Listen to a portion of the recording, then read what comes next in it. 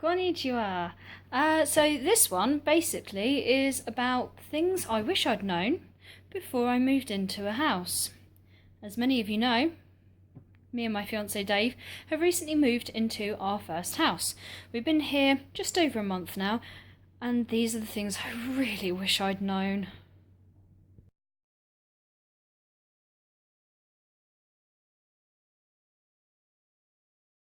Weirdly, councils don't seem to want to take your money. Now, we knew when we were moving in, so we contacted our local council and said, we're moving in on this date. It took them the better part of a month to actually get our council tax sorted out. It's like, do you want our money or not? This one sounds a bit weird. Now, I've never had to deal with a modern fuse box before in my life. In fact, I never had to deal with an old fuse box. I don't know if any of you know what the old fuse boxes were like. You used to have these little thin bits of wire, and what you used to have to do is if a fuse blew, basically you had to try and replace this little thin piece of wire.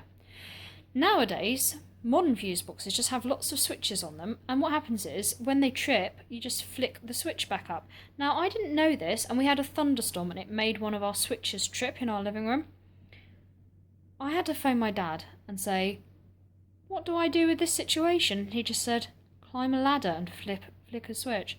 I did. We have power. All is well. Never knew that. Why would I? It really doesn't matter how good you get at making shopping lists. You will forget something every time. You will think you have mentioned every single item you could possibly need for the next week. You'll forget something. You'll get home. You'll realise you'll feel like an idiot. It generally goes if you think you need something, you probably need something. Dave and I had an inkling we would need a stepladder. Turns out we did. We had several light bulbs that then blew and needed to be changed. Good job we bought that stepladder. We also thought, a clothes horse might be quite useful. Then it poured down with rain, but we have a covered area out in our back garden, and we were still able to get our washing dry. Point is, if you have a sneaking suspicion you'll need it, you'll probably need it.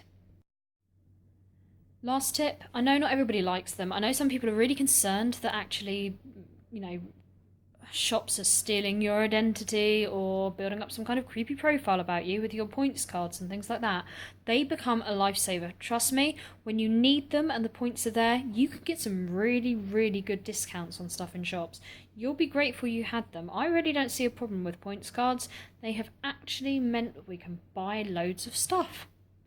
So points cards, especially useful at Christmas. If you want some cheap stuff at Christmas, use your points cards in your supermarket.